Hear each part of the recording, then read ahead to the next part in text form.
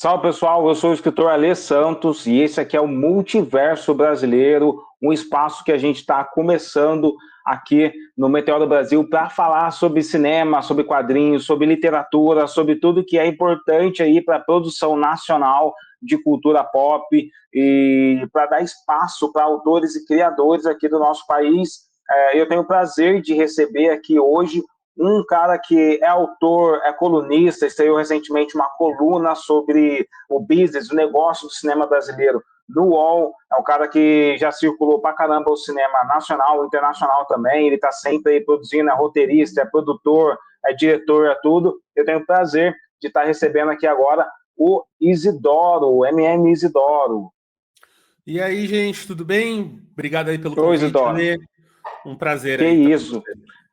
Prazer é nosso aqui. Eu acho que a gente tem poucos espaços para, eu não sei, a minha percepção, na internet brasileira, principalmente do que a gente está falando do YouTube atualmente, poucos espaços para discutir de uma maneira propositiva o cinema brasileiro. E você se chegou aí recentemente com uma coluna se tornando esse cara que está discutindo de uma maneira propositiva o cinema, discutindo tudo o que a gente precisa discutir para fazer as nossas produções circularem nos debates também, né? Por que você acredita que ainda precisa debater ou fazer essas discussões circularem? Então, amigo, como você falou, eu trabalho com cinema, com audiovisual há muito tempo, né?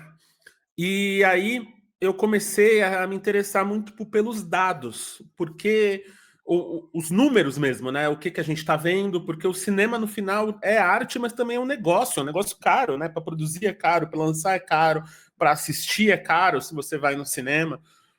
E aí, pesquisando esses números e vendo a nossa indústria, se a gente for ver, os nossos filmes, quase todo ano nos grandes festivais, nos últimos 10 anos, a gente tem pelo menos 1, 2, 3 filmes de grande sucesso. Filmes que ganham prêmio Berlim, Cannes, todos esses festivais europeus, festivais americanos.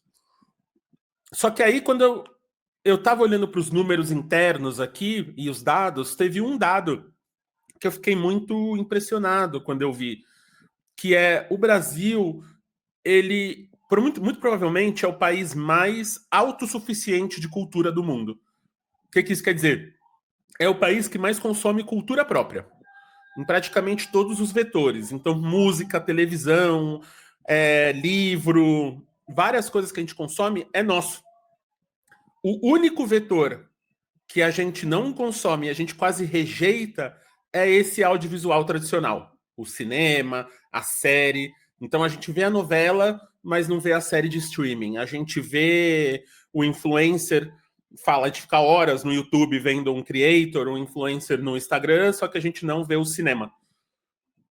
E aí, por que isso? Então, num ano passado, por exemplo, com todas as políticas afirmativas de vários estados, várias cidades, vários produtores audiovisuais não terem produzido e conseguirem produzir com as leis de incentivos, com as leis emergenciais, pós-pandemia, a gente está produzindo muito. No ano passado, se não me engano, foram mais de 200 filmes lançados, assim, então isso dá 3, 4, 5 filmes por semana. Com isso, a gente está com um volume de produção. Só que a gente tem, em cima desses mais de 200 filmes, mais de 60% deles não tiveram 1.000 espectadores. Isso em dados da Ancine, assim. Então, assim, é menos pessoas do que vem... É meu stories. E aí, se a gente compara com mercados que olham muito para o consumo interno, tipo Coreia, China, França, a gente está muito atrás. Então, como é que a gente consegue equilibrar, né? Porque esses mercados estão conseguindo fazer movimentos de criação de cultura, que para mim essa é a grande diferença, né? A diferença da gente pensar produto cultural, então aquele um filme, com produção de cultura. Como é que a gente pega uma série de filmes, uma série de HQs, uma série de livros, um conjunto disso tudo e pauta uma cultura, né? E cria uma cultura, e que seja só a cultura de ir ao cinema assistir alguma coisa brasileira. Então, isso que Sim, você começou a me acha, acender aqui, né? A luzinha, para a gente começar a conversar sobre isso. você acha que tem assim, que em algum momento a gente tem um sentimento de desprezo pelo cinema nacional, porque eu vejo muito isso na comunidade nerd. Eu acho que muita gente tem aquele sentimento de filme brasileiro é ruim pra caramba, você não precisa ver filme brasileiro, só tem porcaria, só tem coisas horríveis. Eu acho que, de algum modo, foi feita uma contra-propaganda, né, nacional, assim. Eu não sei de onde veio essa contra-propaganda, se isso é cultural, promovido por algumas pessoas específicas, mas eu sei que colou um pouco na cabeça de uma parte da população, né, de olhar para filmes brasileiros como sendo inferiores, sendo que, por exemplo, recentemente eu tive a infelicidade de ir no cinema, né, porque eu fui convidado para ir assistir Invocação do Mal 4. Um lixo, cara, e aí eu fico prestando atenção em quantos lixos culturais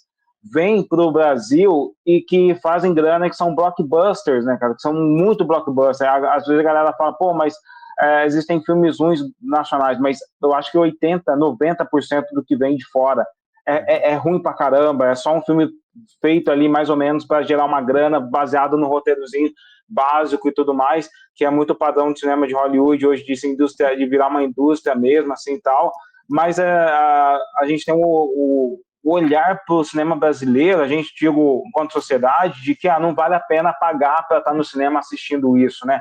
Tem uma forma de contradizer isso, de lutar, de criar essa cultura para mudar esse cenário?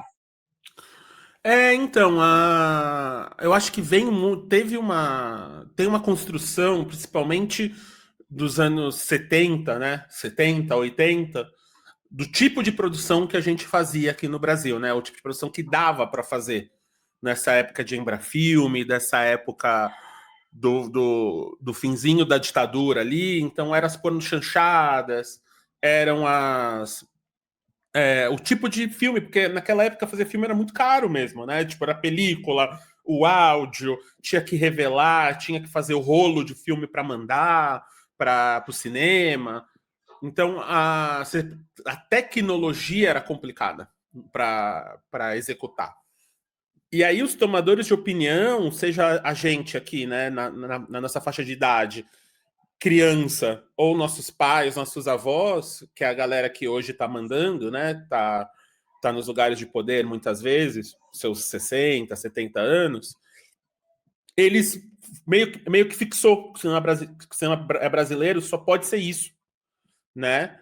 Então, acho que tem um trabalho que a gente tem que fazer coletivamente e sistematicamente, tal qual a Coreia fez, tal qual a China está fazendo, de promoção de interno, assim. Porque aí você vê, por exemplo, a Netflix. Quanto tempo a Netflix demorou investindo nisso para fazer um Caramelo? E aí o Caramelo vem, faz o filminho fofinho ali, o Diego, o Cauê, a galera que produziu o filme, fazem o filme ali, e o filme estoura não só no Brasil, mas no mundo inteiro.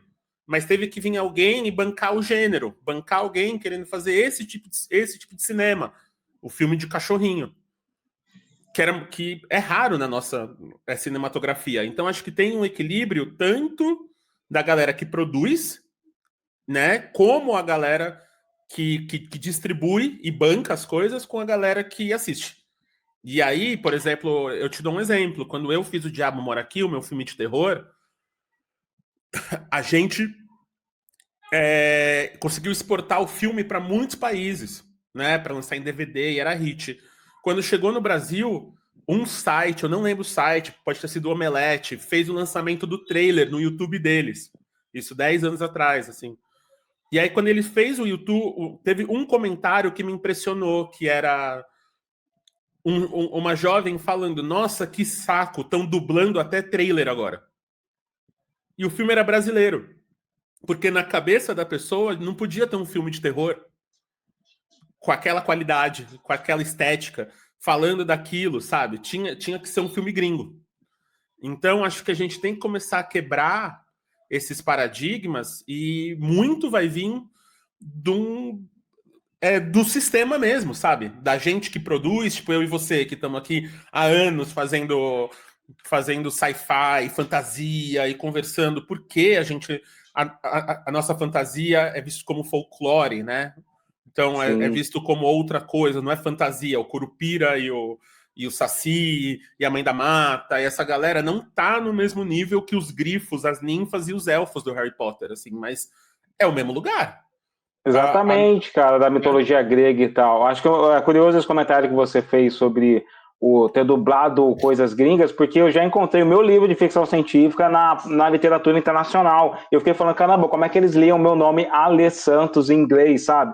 Então Ele acho que tem Santos. sim, tem uma convenção assim da galera ainda não acreditar ou não se convencer de que essas produções elas precisam de investimento, elas vão talvez comecem um pouco sem tecnologia, um pouco tosca, mas eu acho que a história do cinema é sobre isso, né? Jurassic Park foi feito sem nem ter a tecnologia para começar a produzir o Jurassic Park, e os tokusatsu do Japão, acho que 1920, 1930, e são culturas, eu acho que o Japão e a Índia, por exemplo, um exemplo de culturas que abraçam a experimentação, não precisa ser realista, só precisa fazer sentido de algum momento e as coisas vão acontecendo, né? Mas Sim, atualmente, acho que, amigo, sim, só te complementando, tem isso. Se a gente for ver a cultura. Eu ando estudando muito e querendo entender muito a cultura brasileira, né? Então, até eu estou com um cargo numa agência de produção de criação de propriedades intelectuais, que é vice-presidente de culturas brasileiras, porque eu acho que a gente tem muitas culturas no Brasil. A gente é muito mais alinhado ao conceito europeu, de várias federações, né? Vários países que têm uma imagem coletiva ali, que é a Europa, do que os Estados Unidos, né? Que é uma cultura homogênea de ponta a ponta, não importa se você está no gelo ou no deserto. Aqui a gente tem várias. E nessas várias, eu consegui mapear 4 pilares culturais que eu encontrei em todo lugar, que eu tô chamando dos 4 Fs, que é fé, festa, família e fofoca. E por que eu legal. falo isso? Nesses 4 Fs, para mim, reside muito do que é a nossa cultura pop. Então, assim, no sentido de por que a gente, o Brasil inteiro, mesmo falando mal de Vale Tudo, para ver a última semana e quem matou Odete Roitman e tal. Porque ali tem os 4 Fs. A gente vai muito pro mundo real, né? Então, tipo, é o True Crime, é o programa policial da tarde, é a radionovela, né? Eu que dirigi muito audiodrama, que vai para esse lugar. A gente não foi para o realismo mágico, a gente não foi para o rolê do resto da América Latina, da América Espanhola, né, que foi colonizada pelos espanhóis. Então eu acho que tem uma mudança coletiva mesmo, que está vindo através das periferias, de mudança de sonho, de paradigma. Né? A gente está propondo novos sonhos, novos caminhos, novas cosmovisões. E Sim, isso que o cinema produz, né? Quando o cinema faz você sonhar, quantas pessoas foram trabalhar na NASA porque assistiram Star Trek? Tem até um exatamente, cara. documentário sobre isso. Aqui o que eu acho que eu e você a gente propõe é exatamente isso, assim, de tipo, a gente não precisa estar só nesse espaço físico, mental, intelectual. A gente pode propor outros presentes e outros futuros.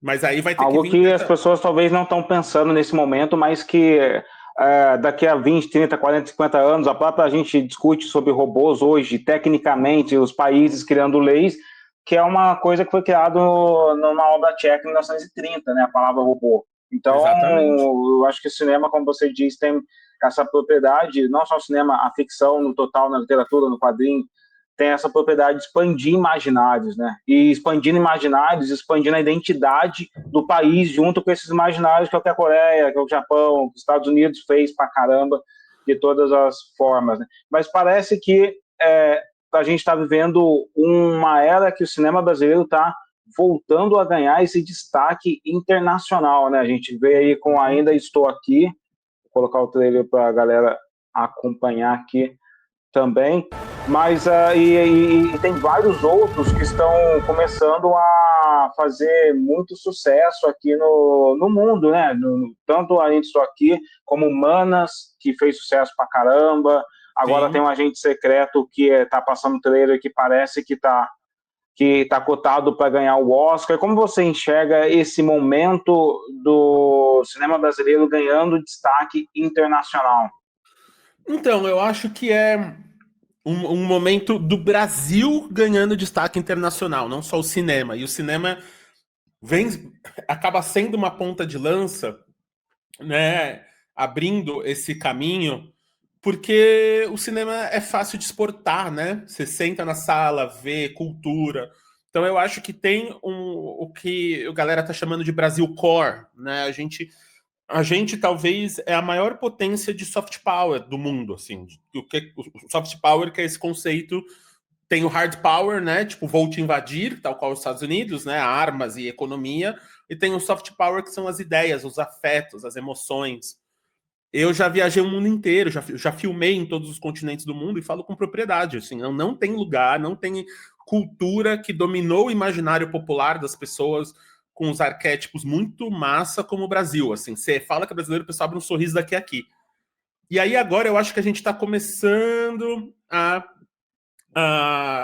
equilibrar tudo isso que a gente estava falando de técnica, de roteiro, de maneira de produzir, mas principalmente a maneira de distribuir.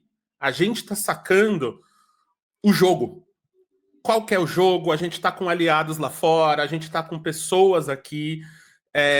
Eu estou trabalhando muito perto com algum desses filmes que você falou, e tendo conversas muito produtivas com os realizadores, com a galera de distribuição, que estão querendo repensar a maneira de apresentar o filme, o que demanda.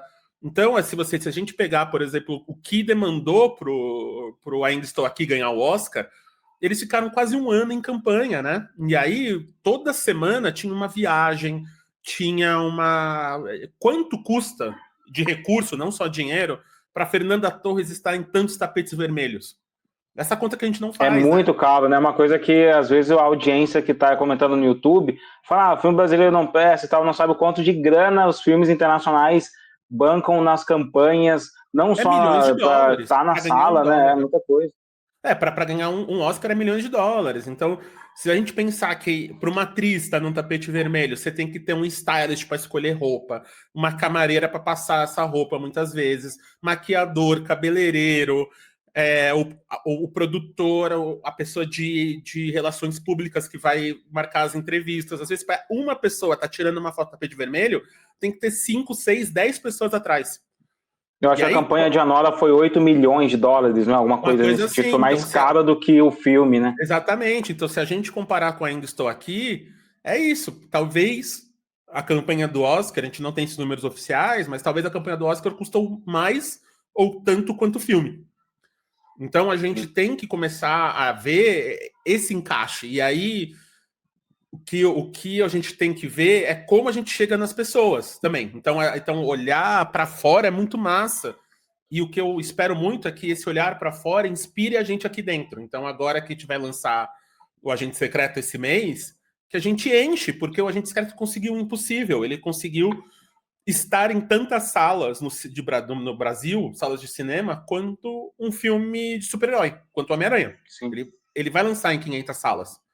Num universo que a gente tem 3.500 salas. A gente tem muita pouca sala no Brasil.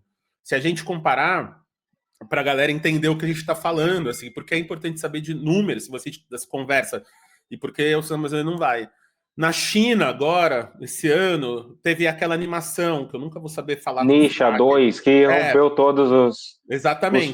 ganhou grana dentro do próprio mercado, né? Já está Foi mostrando o que a China é maior o orçamento. próximo eixo da Exato, cultura mundial.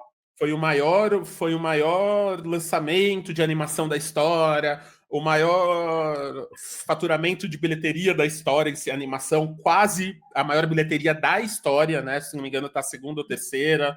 A maior Dentro bilheteria. da própria China. Não, e aí só num país, e aí a maior bilheteria de um filme num país próprio. É. Eu fiz uma conta de padaria que era. Eu peguei o número de salas que esse filme estreou na China, comparado com a população da China. E aí eu comparei com a população do Brasil. Quantas salas a gente precisaria para lançar proporcionalmente? Então, se a China tem 1 milhão, a gente tem 200 mil, quanto a gente faz? Para a gente lançar proporcionalmente no mesmo número de salas aqui, a gente precisaria de 12 mil salas, que é 4 mil salas a mais do que a gente tem hoje no país. Caramba. Então, tem uma conversa aí que não é só a produção a gente faz e faz bem feito. Olha as séries dos streamings que a gente produz, olha Cangaço Novo, O Filho Sim. de Mil Homens que vai lançar agora. Então, assim, de filme de ação a filme de terror, como o Jovem Nerd e o Ian lançando o filme deles. Eu mesmo já fiz alguns. Então, assim, se a gente for ver a O produção a gente Gabito do tá... Marte 1, ele vai estar aqui com a gente em algum momento discutindo o Marte 1 também, como foi a campanha dele, ele chegou a ser distribuído lá fora também. Tem muita gente boa fazendo, mas é como você disse, e é curioso porque acontece muito na literatura brasileira, o grande gargalo é a distribuição. Como distribuir um livro nacionalmente? Como fazer com que o autor lá do Ceará seja lido em Santa Catarina, sabe? É Sim. distribuição, é divulgação, é eventos que precisam, é toda uma estrutura para fazer a cultura acontecer no nosso país, não é? Exato, e eu acho que e aí tem alguns pulos do gato, que é o que a gente está começando a querer entender como fazer, que é essas construções de tipo, talvez se a gente começa a pensar o Brasil como Europa, a gente começa a repensar esses lugares de distribuição, de como chegar, porque é o que eu tô usando isso muito de exemplo, assim, se a gente não seria muito feliz se nosso filme ou nosso livro fosse o número um na Itália? Ou o número um da Bélgica? O Nordeste brasileiro é do tamanho da Itália. O Norte Sim. do Brasil é do tamanho da Bélgica.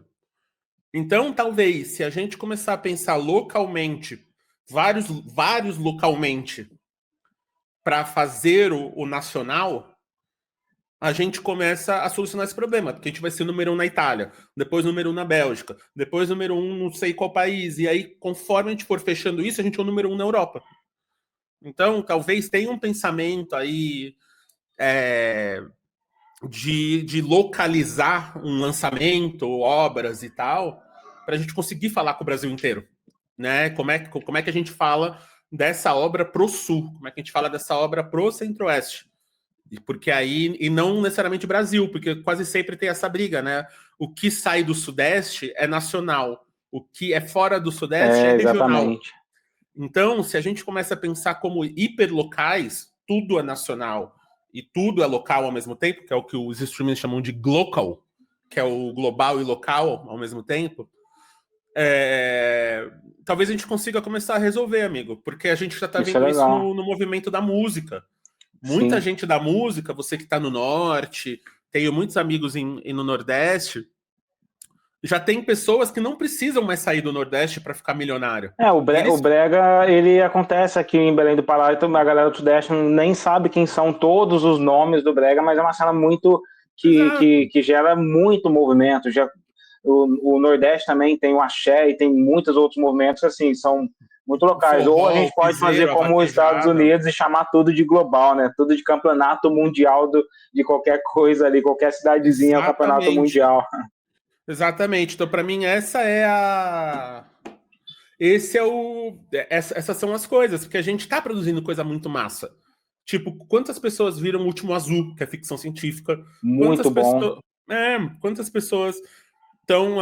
E aí ganha o festival lá, mas a gente aqui a gente fica feliz e comemora, porque o Brasil, de novo, fé, festa, família e fofoca. O Então a Último gente Azul tem é a tipo um Black Mirror, assim, apesar de não ter toda essa world building, mas ele tem uma proposta muito Black Mirror, assim, cara, muito ficção, total, assim.